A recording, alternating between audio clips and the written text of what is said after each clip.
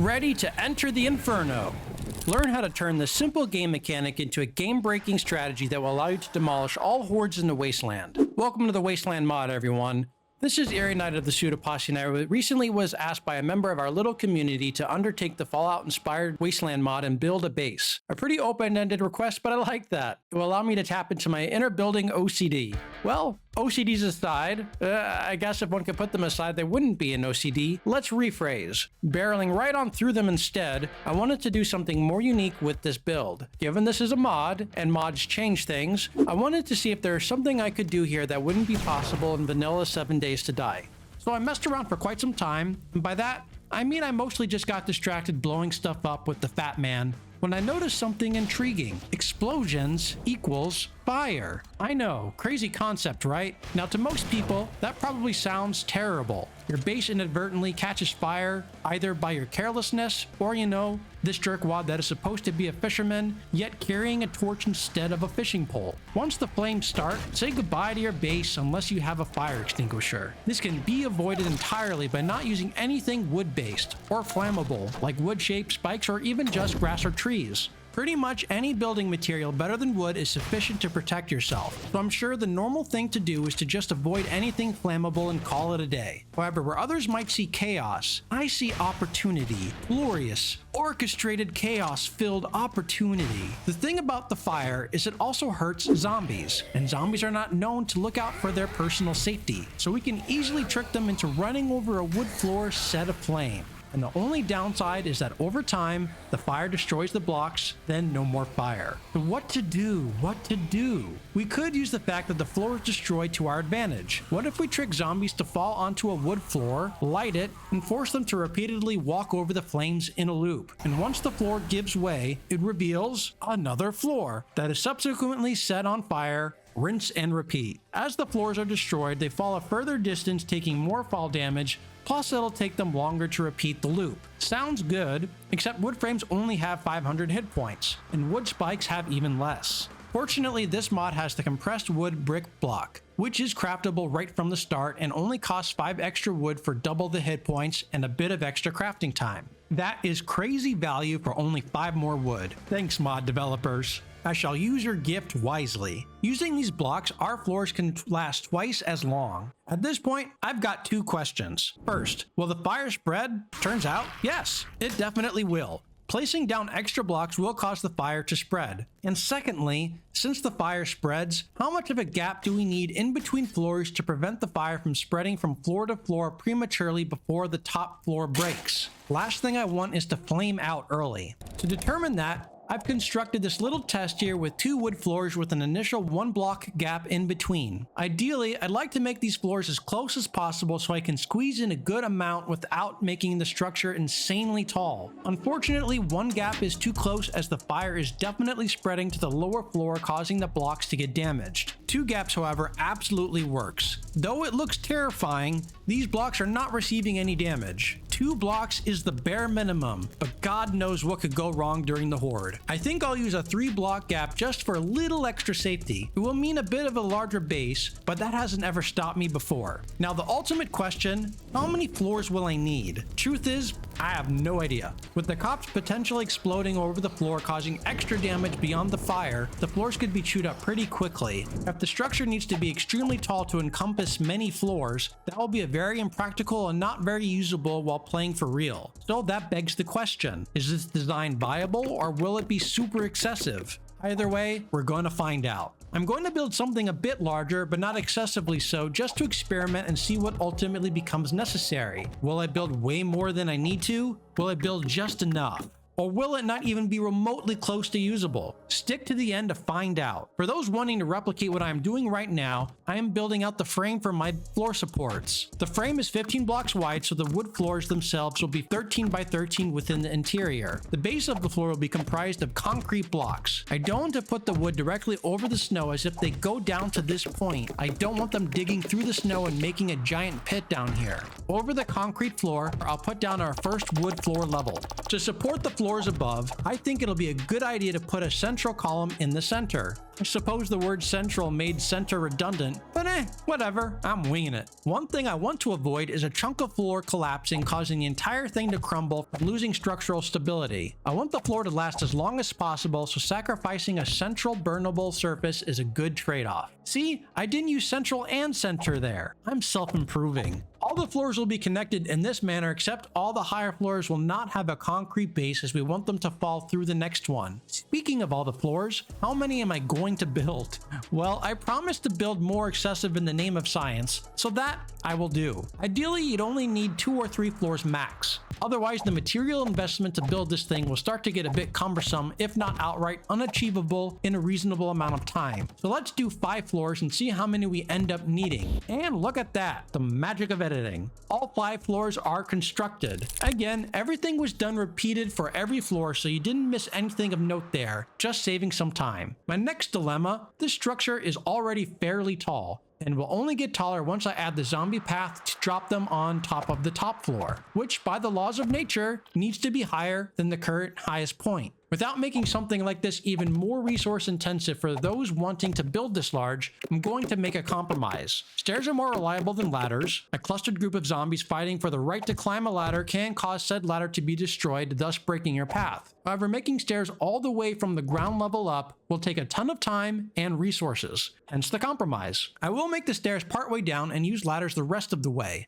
I'll need to make enough ladders for redundancy, but if spread out and given multiple options, it should survive the night, in theory. Another reason for the stairs is I'll ultimately need a point in which all paths converge back to the top path to create a continuous zombie loop. I could create 5 independent paths, 1 for each floor, back up to the top, but again, I want this to be as efficient as possible, so I've decided I'll make 1 main path and have each floor connect to that path. This path will lead to the stairs. Since the flow of zombies will be high through that area, I don't want to use ladders here as they'll surely get destroyed. Hence the compromise I've tried to overly hammer home, beating that dead horse. Sorry, not sorry for the blunt force trauma. I want to maximize the time spent on the burning floor. The zombies dropping from the top path will need to travel all the way across the floor to reach the way back up. To construct our zombie path, I'm going to purely support it from our floor frame without using any vertical columns to the ground. Last thing I want is for zombies dropping down to beat on the columns collapsing the path. For our support, I'll use the pillar 0.025 meter shape. Now you may ask, won't zombies just run across the supports instead of running to the start of the path? Yes, they would if you used the pathable block shape. It just so happens that these shapes are not pathable by zombies, so they won't try to cross over them. For more tips and strategies using these types of blocks, go check out our 100 building tips video, link in the description below. Placing these along the entire span of the frame will give us more than enough support. It would take an unlikely disaster of, say, multiple cops exploding right along that edge to destroy enough supports to collapse it. So I think we'll be safe. For the path itself, I'm going to use some catwalk as I like the aesthetic. To connect all of our floors to this main path, I'm definitely not using ladders. Again, I fear destruction and collapse of the ladders as there will be a high volume of traffic passing through this region. So I'll connect all of them via the winding set of stairs. The idea being from any floor, they'll be able to access the stairs and take it all the way back up to the main path. And again, we are placing the stair entrance on the far side of the floor relative to where they'll drop, so they'll need to traverse the entire length. For added protection, I'm going to place railings on the perimeter of the floor right up to the edge. Reason being, I don't want zombies to hug the frame while they cross over to the path leading back topside. I also want to deter zombies from cutting through the stairs in the wrong spot, potentially breaking them. They need to be forced through the proper opening.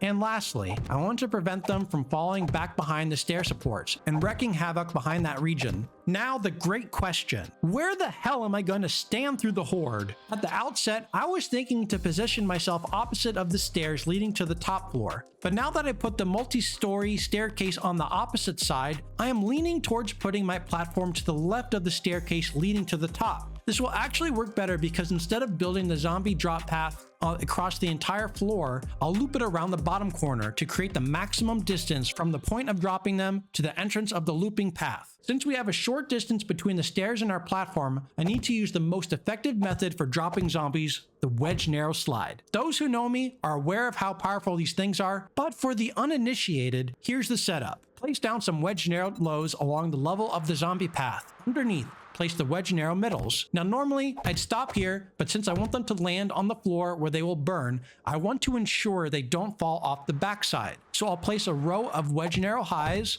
and below these, some full blocks so I can attach the wedge and arrow tips in front to continue the slide. And finally, back to the wedge and arrow lows. The circle is complete. You could keep extending the length of the slide in this manner, which I have done before. Go check out our infinite slide video for that if you're interested. And lastly, on the top, we need to place the cube quarter-meter shape to block the narrow region and force them onto the slide portion. I'm going to do the same slide setup in this small region next to my platform to connect to the main slide. And to connect the two slides, I'll put in this tiny plate quarter shape. That will be necessary to make the path continuous. Now for a quick demonstration. Found this guy in, and ooh, he just ran over the edge. Not the sharpest knife, eh? Well, let's try another. That's better. Right down the slide. Perfect. As for my platform, I need to make it a bit raised so I have good line of sight in the event I need to flame the bottom floor. If I can't lob my Molotovs and hit the floor, that would defeat the whole purpose. And to make the path continuous from the slide, I'll need to run a ladder from the ground up to my platform. I don't expect them to ever reach this ladder, so I won't need any safeguards. I am really liking this.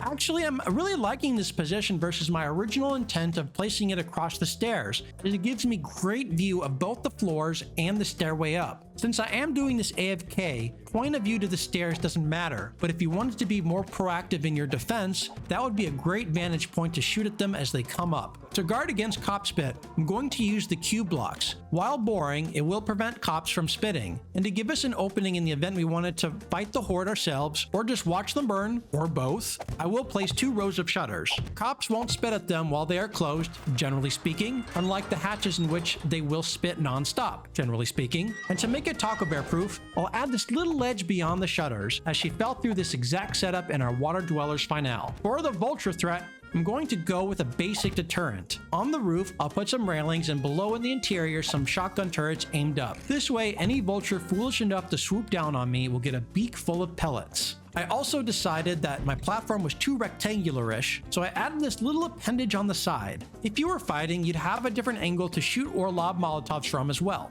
As I've been building, I've been eyeing that pathway and have had diabolical thoughts. Wouldn't it be fun if we lined it with more wood to burn zombies along the path? That would be hilarious. Unfortunately, the compressed wood only comes in the cube shape, so we need to line it with regular wood using the plate shape. This way they can still run over it without needing to jump. That would dramatically slow them down, causing them to beat on stuff which I want to avoid. Unfortunately, these have half the hit points as our floor, but since it doesn't need to last long, I'm okay with that. It is just a bonus. A diabolical, fiery bonus. And without further ado, may I present the final base. Isn't it magnificent? This is the world's finest fire pit. Let's go on the grand tour. Up the ladder leads us to the main zombie loop where zombies will try the slide and fall. Then they'll need to make their way over to the path leading back to the stairs to repeat the loop. After we light the floor on fire, it will eventually give way to the lower floors. All floors lead to a staircase that connects to the main zombie loop at the top. Every floor is virtually identical. The only question I have at this point are,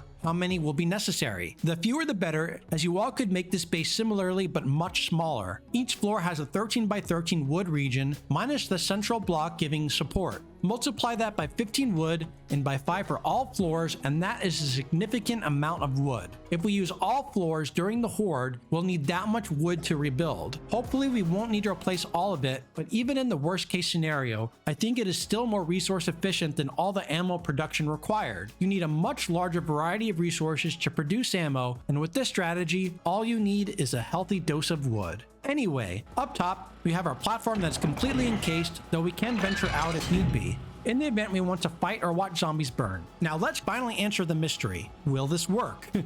And if so, at what cost? Will 5 floors be enough? Or too much? Or not nearly enough? Let's go science the hell out of this. So one thing that is immediately noticeable is that we don't necessarily need to do the Molotov right away. You could use it strategically, especially if you wanted to build a much smaller base like 1 to 2 floors. Say you ultimately need 4 floors to survive the horde completely AFK. You could instead use half that and only torch the floor when you are feeling overwhelmed. Sort of a last-ditch defense. I do like the sound of that, but since we need to check how long this will last, let's light it up.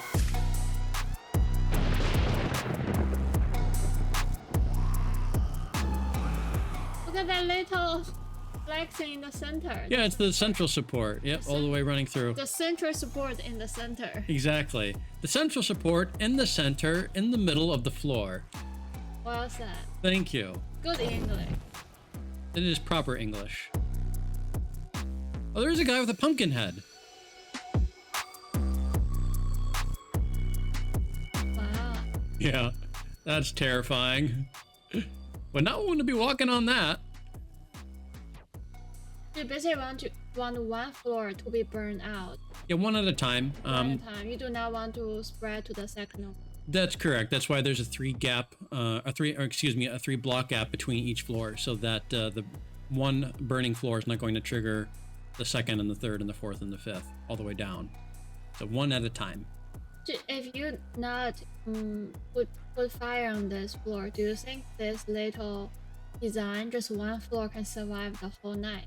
One floor wouldn't survive the whole night, but if you wanted to just do one floor, that would be a good base design for not necessarily making it the focal point of your defense and making it like AFK. That would be kind of like if you were actively defending and you wanted to have something set up to kind of clear out a bunch of zombies simultaneously. So you would kind of like just choose when to light the floor on fire and not necessarily do it right from the very beginning, and just use it as like a point at which you're getting overwhelmed and you just want to clear out a bunch of zombies. So that would be a good sort of setup for that. I feel this base is very easy to repair. Just repair all the central ones. Exactly. You repair all the central, the central wood blocks in the middle, and in the center of the middle of the base in the center. Yeah, and then doing it this way, you don't need to get a bunch of resources for ammo and all that kind of stuff, or like traps and things like darts and stuff. So you really save on a bunch of materials. All you need to collect is wood. Just chop down a forest and you're good to go. Yeah, you already said that in your I did. In your grand tour. This is for those that skipped the grand tour and just cut to the Horde. Like, I'm sure there are those out there like you that would just like skip to the end. Yes, I only want to see the Horde. Yeah, so this is for you guys who skipped that part. Oh, so you can potentially get radiation?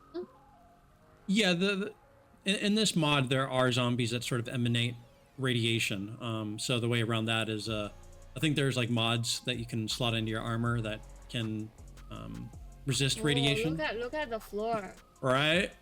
Yeah, it's crumbling now. So now you got zombies coming down. And I think because I didn't throw any more Molotovs, they actually like ignited the bottom floor, I guess, with the falling flammable pieces. Falling flammable zombie. The zombies and or the blocks. I'm not sure which did it, yeah, but look at this. But then the bottom floor got triggered. So just kind of like a cascading effect. Yeah. Right. Yeah, look at that. It's just glorious. Oh my gosh. This is my base.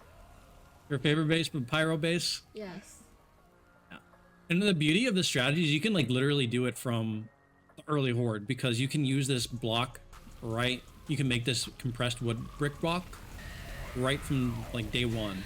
And yeah, but for day one you don't need to make this big. No, but again, you just make it smaller. You scale it way down. You have 1 to 2 smaller floors. Like instead of doing, this was a 13 by 13 wood area, you do maybe like a 7 by 7 or something, and you make it smaller. Like 2 by 2. That'll be too small. 3 by 3. 4 by 4. I'm just getting you in trouble. Yeah, you are. Good job, Taco. But yeah, so you can definitely scale it down and then start it from the. Look at this. Yeah. Fire continues. The fire continues onward. Oh, this is patch narrow, just so effective.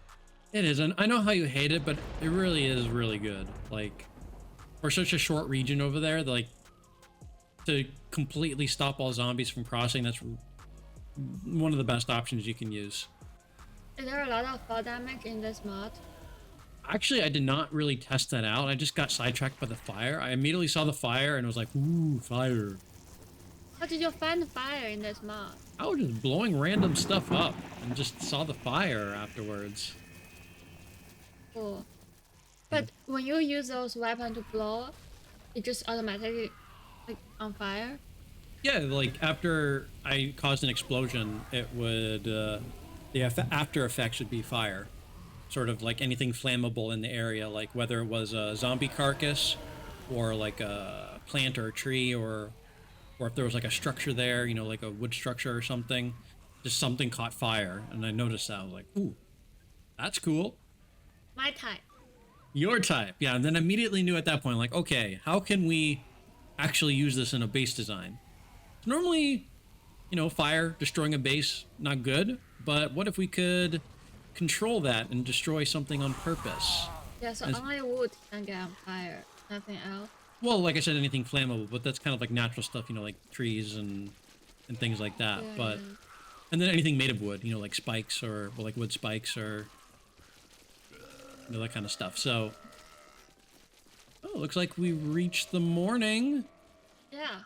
Not bad for a couple Molotovs. Wow, that was completely unexpected. I was initially thinking I need all floors, maybe 4, but we only used 2. I think this is a completely viable strategy. Aside from the destruction of the floors, which was intentional, we didn't take that much damage elsewhere. Not only was it great to watch, but this design worked very effectively. You could definitely make this base much smaller, 2 or 3 levels, and probably make the size of each floor a bit smaller too if you want it more compact. The beauty of the strategy is you could do it AFK like I did, or you could easily incorporate this into a proactive defensive base and strategically choose when to torch the floor at the opportune moment, as a complement to your own damage output. If doing that, you could make it even smaller as it isn't the main focal point and doesn't need to last the entire night. Just 1 or 2 floors max would be great as a sort of clear the hell out of all the zombies move. Hope you all had as much fun as we did. Thanks for watching. If you enjoyed the video and like our style, please hit that like button and subscribe as it really helps us out. I'd like to thank all of our awesome patrons whose support keeps our channel improving and growing.